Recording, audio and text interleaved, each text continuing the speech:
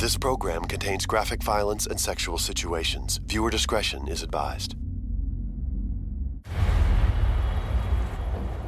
In 2013, a young man is gunned down in cold blood. This is a 27-year-old man whose life was cut tragically short. The shooter is not only a close friend of the victim, but also a rising star in professional football. Aaron Hernandez became the youngest player in the NFL. He seems to have it all. Millions of dollars, a mansion, and a beautiful, longtime girlfriend. Everyone loved Aaron. Every guy wanted to be Aaron, and all the girls wanted to be with him. But off the field, his life is one fueled by drugs. Unfortunately, he turned to PCP. A fascination with guns. He sought out the gangster lifestyle, and that's what he wanted. And paranoia. You know what's wrong with the world today? You just can't trust anyone anymore. According to police, he fires shots that wound 3 men and kill 3 others. Yo, what's up now? The speculation was that Aaron Hernandez fired bullets into the car from a semi-automatic handgun. He not only destroyed his own life, he destroyed the lives of 3 other men. What secrets did he hide? Aaron Hernandez was very deceitful and lived a shocking, secret double life off the field. And what spurred him to do the unspeakable? I never thought one man could cause so much destruction. Meet Aaron Hernandez, a handsome young athlete with a bright future and everything to live for, until murder made him famous.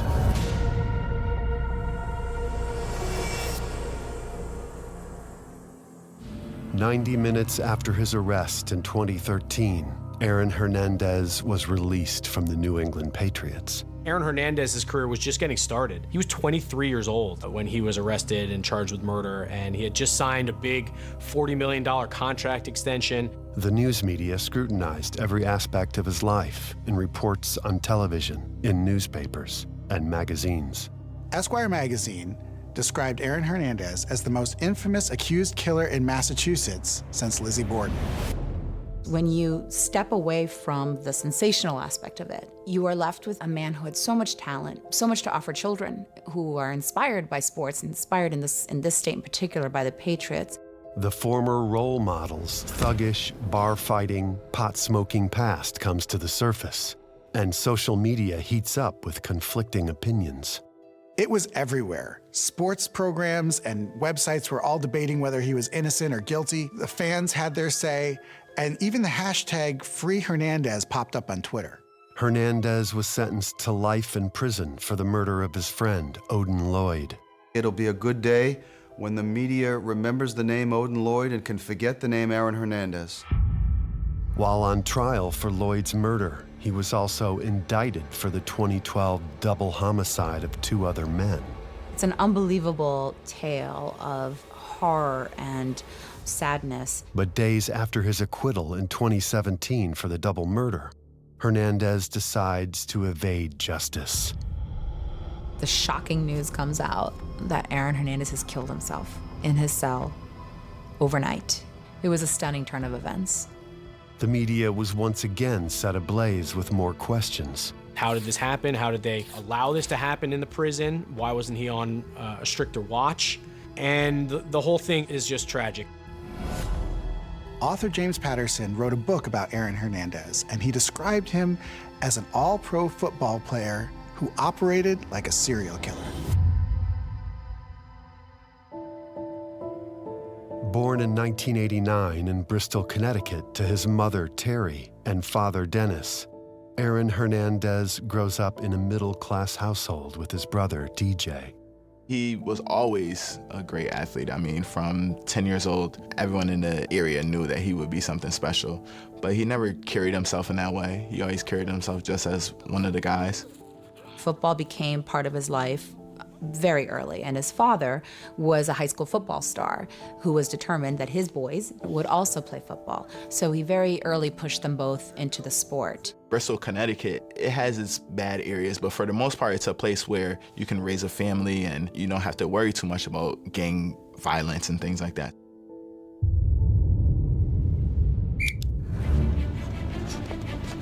Come on, keep your arms up, your legs. Aaron plans to play football for the University of Connecticut. His father was a legend as far as Connecticut athletics and UConn athletics, and he was slated to go. He actually accepted a scholarship to go to UConn, following his brother's and father's footsteps. His father was extremely regimented, an amazing athlete, very strict. And, you know, when you looked at the upbringing of Aaron and his family, Aaron was an extremely good student. Right? I mean, people think of him as an amazing athlete. He was an extremely good student. He was known for his compassion. He was known for his kindness. He was known for a lot of things. But I also think that when you grow up with a strict father who had celebrity status, it's an awful lot of pressure for a kid, no matter how great an athlete he was.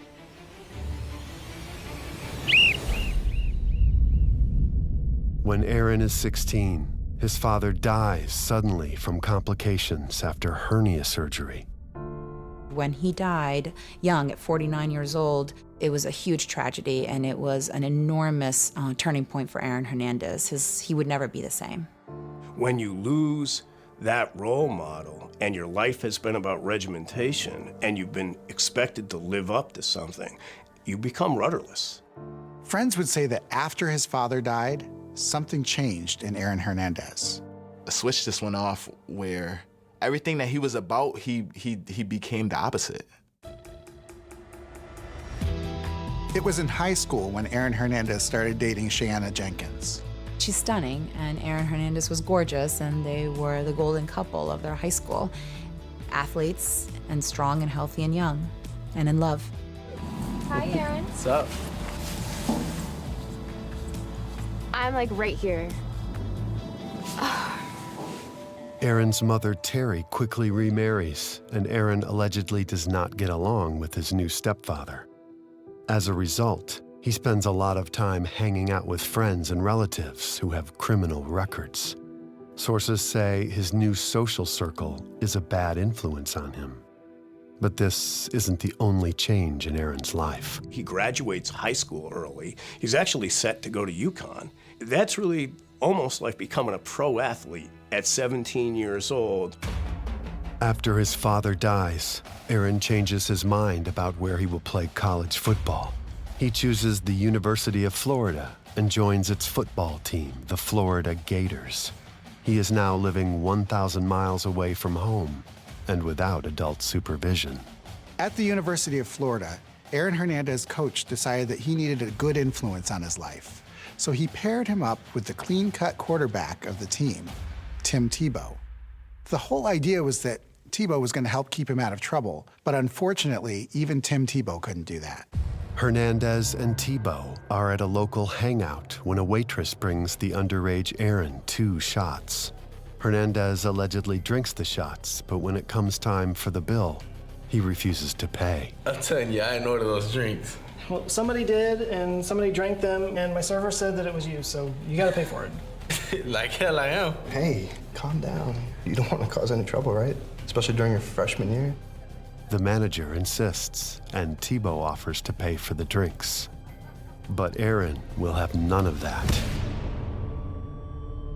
That was how Aaron Hernandez dealt with everything. Violently, suddenly, without warning, and without explanation. Landed a punch right on the side of his head, busted his eardrum, severely impacted the man's hearing, and was never charged in it. A settlement was reached between the university and the manager who Aaron had punched, but Aaron never faced any charges. While in Florida, Hernandez adds several tattoos to his body. On his neck, on his hands, there were all these tattoos, and it's shocking. You go back and look at photos of him in college, and he's starting to get a few tattoos. And I think in Gainesville, his body was a canvas of tattoos by the time he was done. I think it shows, you know, how little respect he had for himself, how little of a self-image that he had, that he just wanted to cover himself with these tattoos and embrace, you know, these gangster and, you know, violent imagery. This is a trend he will continue throughout his life. In addition to football, Aaron Hernandez had another interest, marijuana. Blame it on the drugs. Being so far away from his brother, being so far away from home, having no supervision, I think really led Hernandez down the wrong path. Hernandez fails a drug test and is suspended from the team. His punishment is light, however, and lasts for only one game before he's back on the field with the Gators. They kind of ran wild in that program. They had 31 arrests of players in just 6 years. When you want to win national championships, you take some risks on some guys with some behavioral issues. Hernandez was performing really well on the field, but he was failing to stay out of trouble off the field. In 2007, Aaron Hernandez confronts a group of young men whom he believes stole a neck chain from a fellow football player. You think you stole one of my boys' necklace like that? Man, I ain't steal nothing. I think it was an early sign that Hernandez has a quick trigger when it comes to his temper and is maybe someone whose behavior was pretty unpredictable. Former Florida Gator Reggie Nelson is with Hernandez and attempts to play peacemaker. He knows Randall Kaysen, one of the young men in the other group. Come on, guys, let's all just chill out. Nobody wants no trouble here, right? It ain't worth it. You cool, Randy?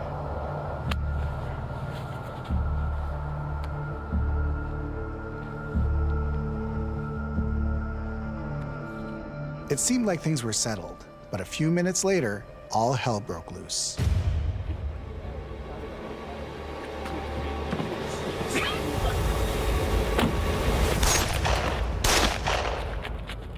The two men in the front are wounded, but Randall Kaysen is unharmed. The shooting victims survived the attack, and they were able to give some information to the police. They described their assailant as either Hispanic or Hawaiian with a lot of tattoos. The speculation was that Aaron Hernandez fired bullets into the car from a semi-automatic handgun. Aaron Hernandez invoked his right to counsel and never gave a statement. He wasn't even named as a suspect. One of the shooting victims will eventually recant his statement about the assailant's appearance. Other witnesses allege the gunman is an African-American male with cornrows. As a result, police will never be able to positively connect Aaron to the assault. Hernandez's behavior, both actual and alleged, is seemingly tolerated because of his performance on the football field. While in Florida, Hernandez carries out a long-distance relationship with high school girlfriend Cheyenne Jenkins. They became very tight, and she became part of his inner circle. Cheyenne is across the country attending a community college near their hometown of Bristol, Connecticut. Hi. Got things back home. I miss you. I miss you too, babe. I'm gonna send you something so you don't miss me so much. Okay.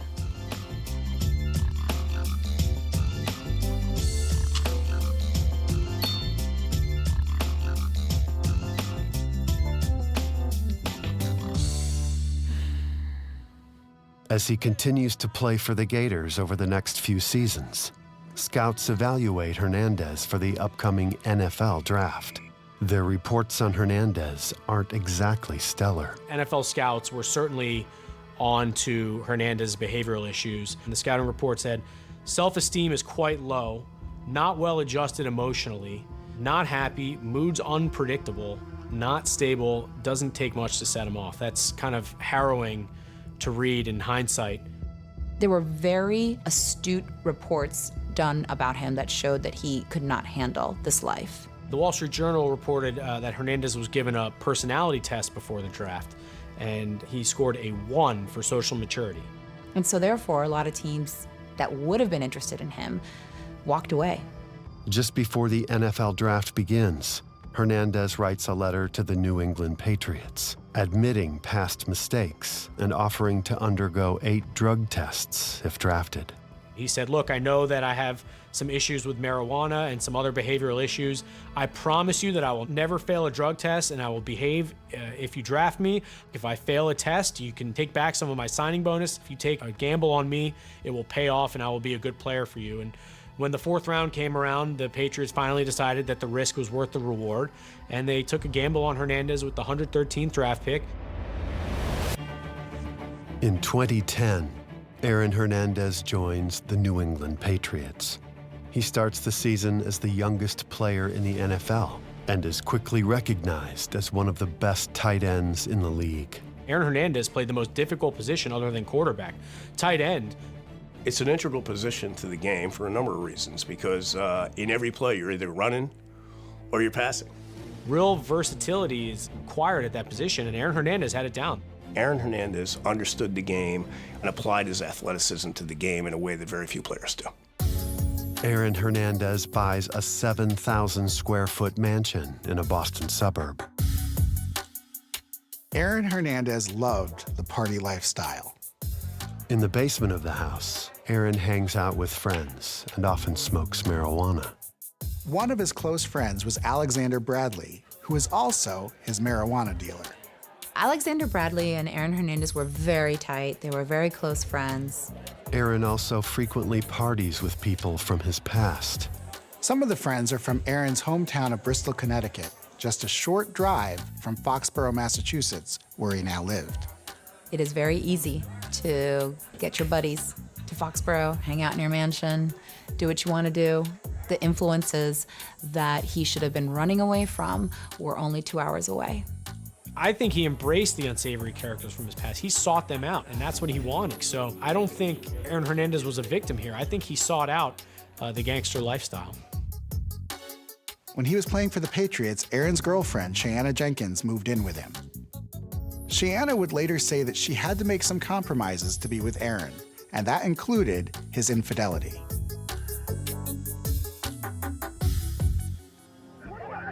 But life isn't all roses for Aaron and Shayanna.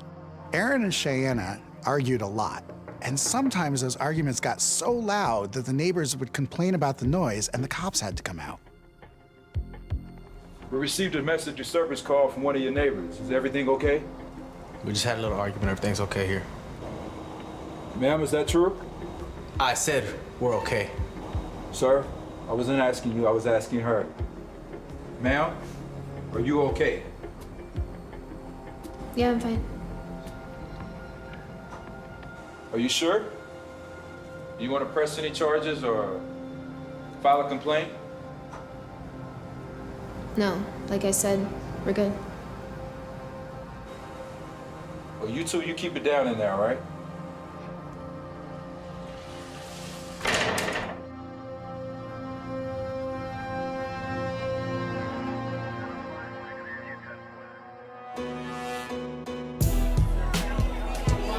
In July of 2012, Hernandez and Alexander Bradley hang out at a Boston club called Cure Lounge. Also at the club that night are two men from the Canary Islands, Safiro Furtado and Daniel de Abreu. Just run-of-the-mill guys from Dorchester, pretty humble people. They just went to a club, that's it. You know, and they had the bad luck of running into Aaron Hernandez. One of them knocks into Aaron Hernandez, causing him to spill his drink on himself. That bastard didn't even apologize. Bro, just chill, bro. Man, he did it on purpose. That guy's trying. Man, look, man, he just out there having a good time. He didn't even know you was there, bro. Relax, come on, calm down. And that's it. That's the moment. That's where they sealed their fate. Aaron Hernandez had a short fuse, and if he ever thought he was being disrespected, his temper would explode. And in this case, it's alleged that he took his anger to extreme levels. There, pull up beside them. Hernandez and his car, they pulled up alongside with them, and Hernandez opened the window. Yo! Yo! What's up now?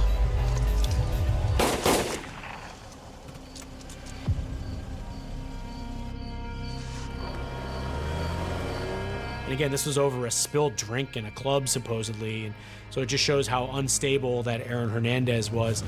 Don't tell anybody. Don't say nothing. The motive in the 2012 murder is tragically absurd. It's the only way to describe it, absurd. Hernandez will hide the vehicle he and Bradley used in his uncle's garage. There, it will remain hidden for almost a year. For many months, police have no idea what happened to these two men. There had been no word of an altercation in the club. Witnesses couldn't point to anything that led to this murder. A few short weeks later, Aaron's concern turns to his future with the New England Patriots. In 2012, Aaron accepted a 5-year, $40 million contract that also included a $12.5 million signing bonus. But that's not the only good news for Aaron Hernandez.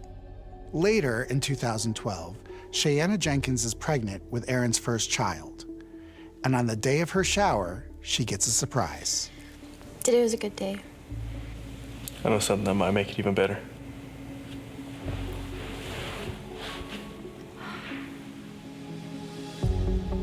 Will you marry me?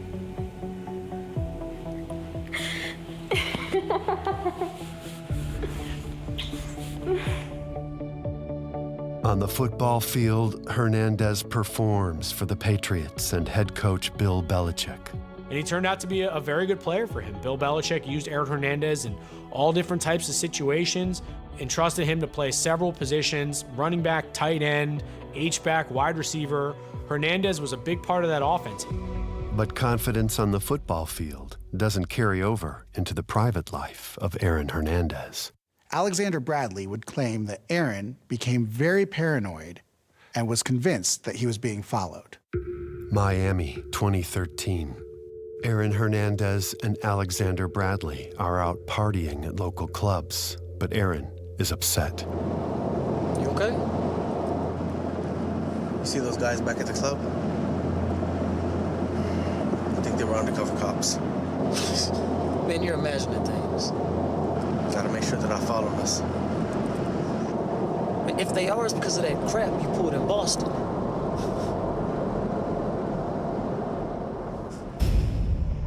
The next night, Hernandez and Bradley visit local strip clubs, and after they leave, things take a darker turn.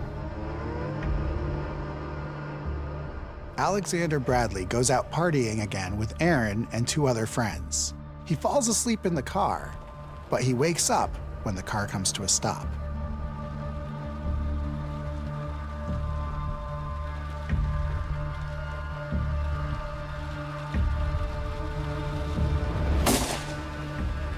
Shot his friend, Alex Bradley, in the face, and then dumped his body on the side of the road.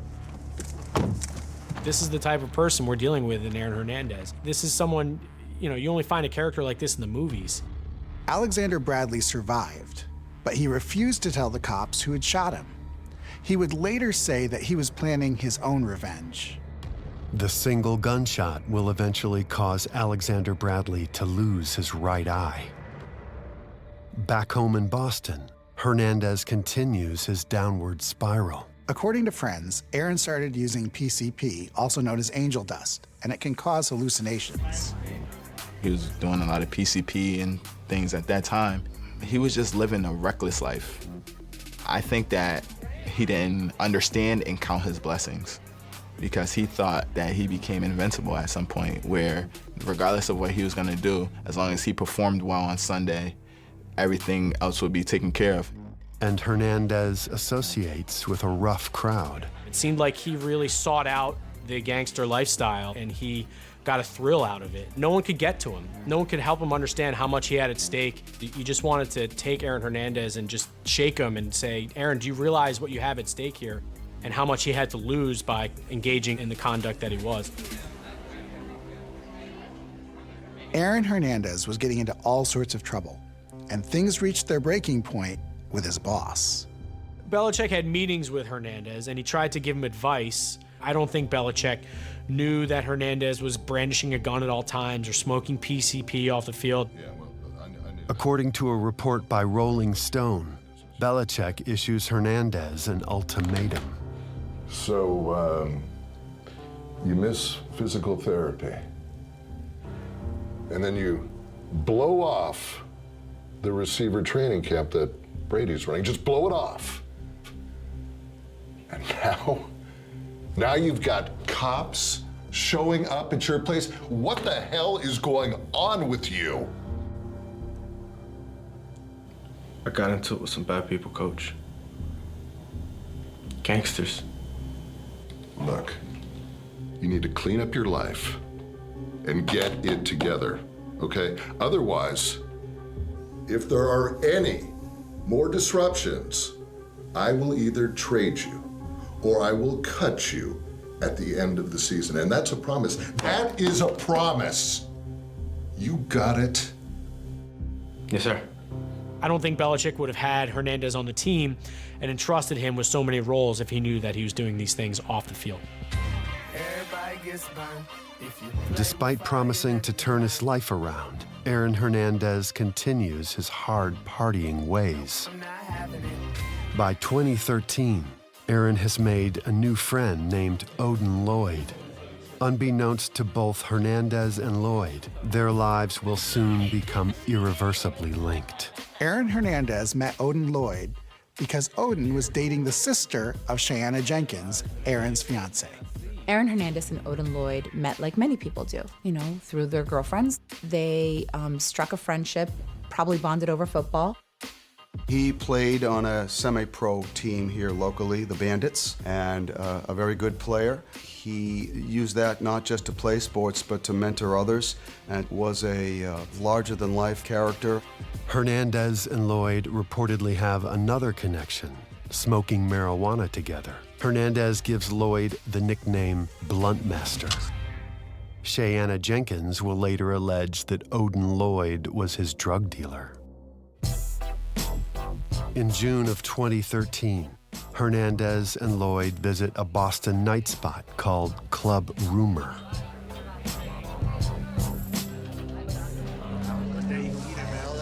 The men Odin Lloyd greets have an immediate and apparent dislike of Aaron Hernandez. Hey, your friend, I'm funny boy. Hey, man, stop pointing, man. Whoever these men were, they didn't like Aaron Hernandez, and he didn't like them. He's a punk. The identities of the men have never been confirmed. Some sources say they are Odin Lloyd's cousins. Others speculate that they are friends of Safiro Furtado and Daniel de Abreu, the two men allegedly shot and killed by Hernandez the previous year. Aaron accuses Odin of allowing the two men to disrespect him, and his rage seethes. Aaron, calm down. Strength.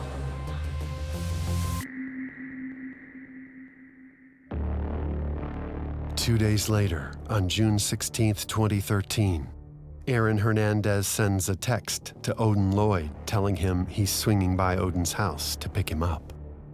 Aaron Hernandez went with his friends Carlos Ortiz and Ernest Wallace, who had known Aaron for years and themselves had criminal records, and they went to pick up Odin Lloyd. As he leaves, Odin notices that his sister, Shaquila, and her boyfriend are nearby. They will be the last people to see Odin alive. One would think that if Odin Lloyd knew that Aaron Hernandez was angry at him, that he probably would not have gotten into that car. By all indications, he never said that there was a problem between him and Aaron Hernandez.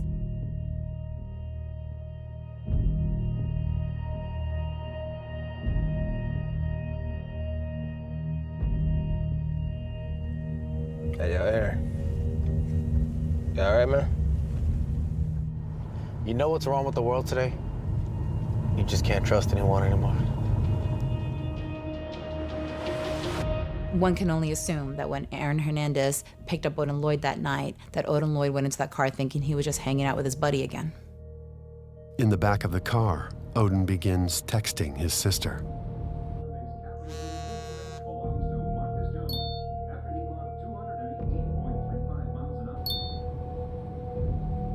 It seems like he was texting her to let her know, hey, I'm hanging out with Aaron, but he used words to the effect of NFL, just so you know. By texting his sister about who he was with, was Odin Lloyd signaling that he knew something bad was going to happen? We'll never know the answer to that. There was no indication just from that text alone that there was something wrong.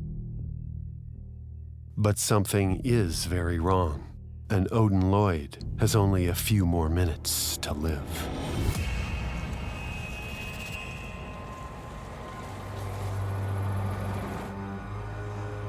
Odin, how about you and I have a talk?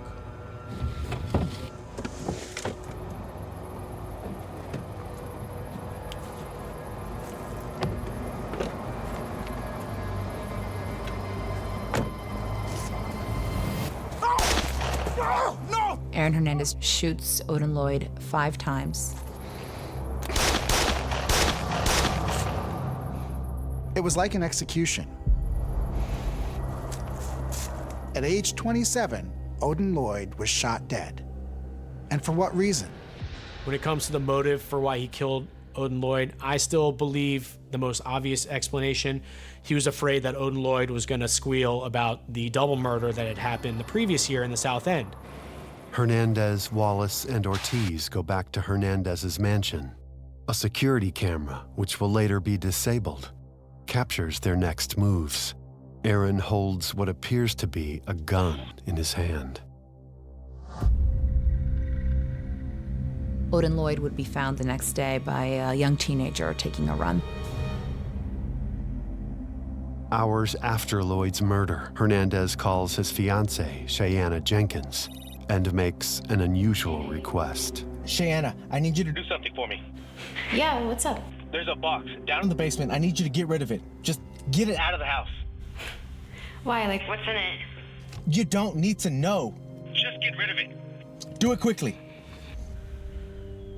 The prosecution will later argue that the murder weapon was in the box, and Cheyenne Jenkins helped dispose of it.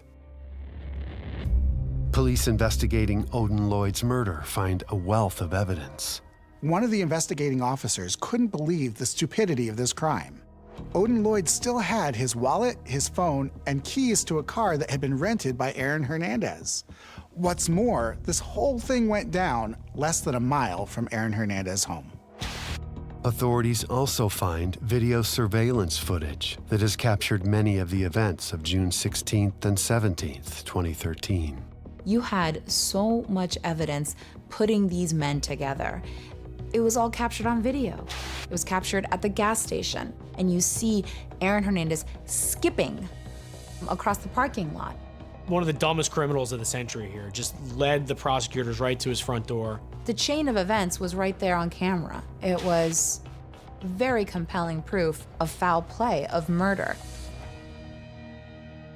9 days after the murder, on June 26th, Aaron Hernandez is arrested at his home and charged with first-degree murder. 90 minutes after he was arrested, the New England Patriots cut Aaron Hernandez from the team. I and other members of the organization were shocked.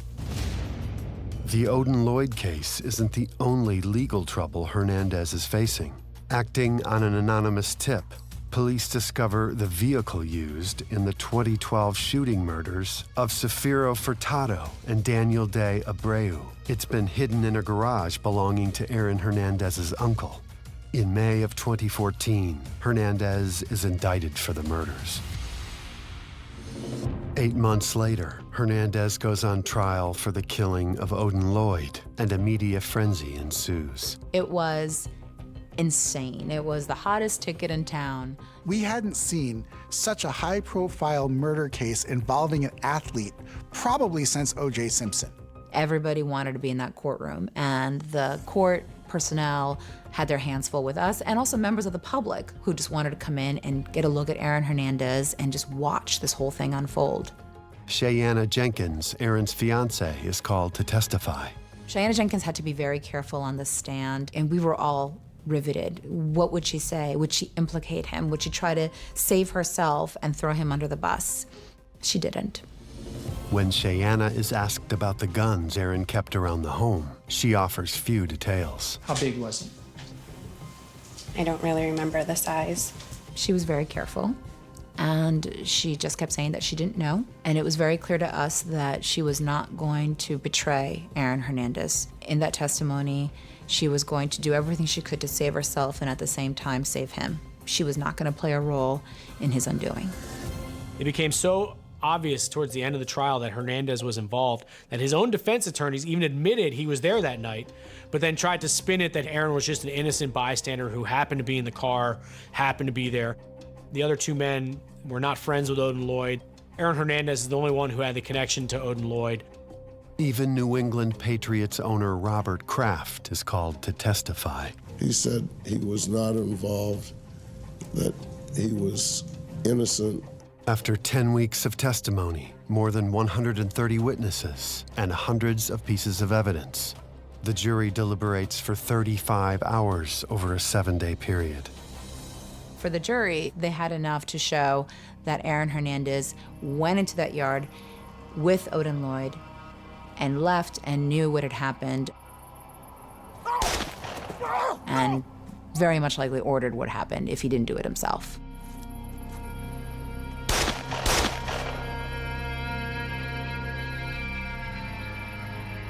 The defendant not guilty, guilty of murder in the first degree. For the shooting of his friend, Odin Lloyd, Aaron Hernandez was sentenced to life in prison without the possibility of parole. 2 years later, Hernandez is tried for the 2012 double homicide of Daniel De Abreu and Safiro Furtado. Hernandez hired a high-profile lawyer, Jose Baez, for his double murder trial. This was the same attorney who got Casey Anthony acquitted from killing her child. The prosecution's star witness is Alexander Bradley, the friend whom Hernandez shot in the face. He testifies he was with Aaron on the night of the double shooting in Boston. Yo! And then he started firing rounds into their vehicle. The defense questions Bradley's credibility. They also bring up his criminal record and his role as the driver of the car the night of the shootings. Jose Baez did a great job of painting enough doubt and putting enough doubt in the jury's mind that it just couldn't convict Aaron Hernandez without a shadow of a doubt that he was the killer of those two men. On Good Friday, April 14th, 2017, the jury reaches a verdict. Guilty of murder in the second degree. Not guilty. And so when that verdict was read, all that tension just was released, and the only thing left to do was cry. And he cried with relief. There was a lot of anger around Boston, a lot of anger because it was pretty obvious that Aaron Hernandez was involved, and it looked like he was getting off on a technicality. After Aaron Hernandez is acquitted, he goes back to Sousa Baranowski, the maximum security prison in Massachusetts, where he had been staying, serving his life sentence in the Odin Lloyd case. While he was in prison, Aaron somehow got wind of an obscure Massachusetts law. Acquitted, huh? Yeah. Congrats, man. And the other case is on appeal, right? Yeah. Tell me something. You ever hear of this rumor that if somebody has an open appeal on their case and they die in prison, that they're acquitted of their charges and considered not guilty? I can't say that I have, man. Sounds pretty cool to me. Aaron Hernandez had just been acquitted of a double murder trial. He was appealing the Odin Lloyd conviction. And by all accounts, he was in good spirits. So nobody was prepared for what was going to happen next. April 19th, 2017. Alone in his cell, Hernandez writes John 3:16 across his forehead.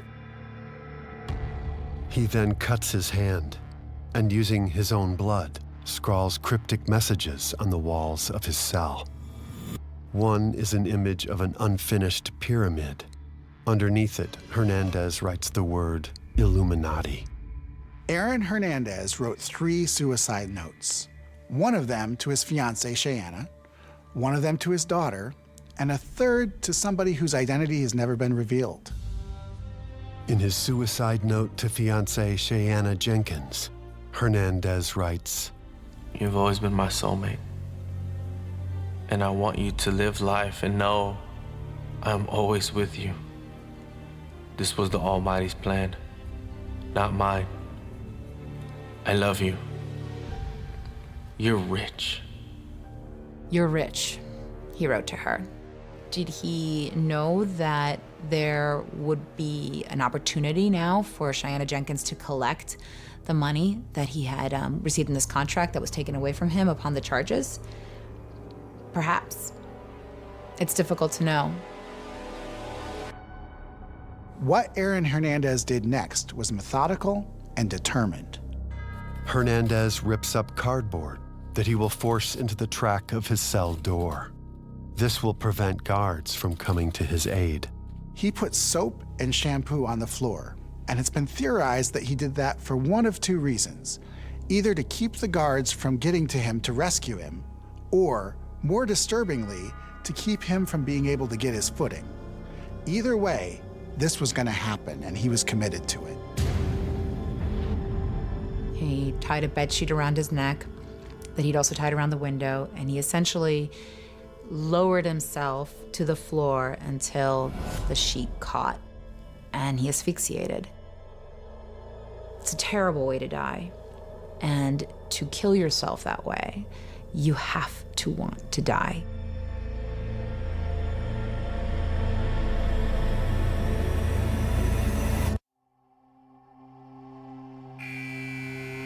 A guard discovers the body early the next morning.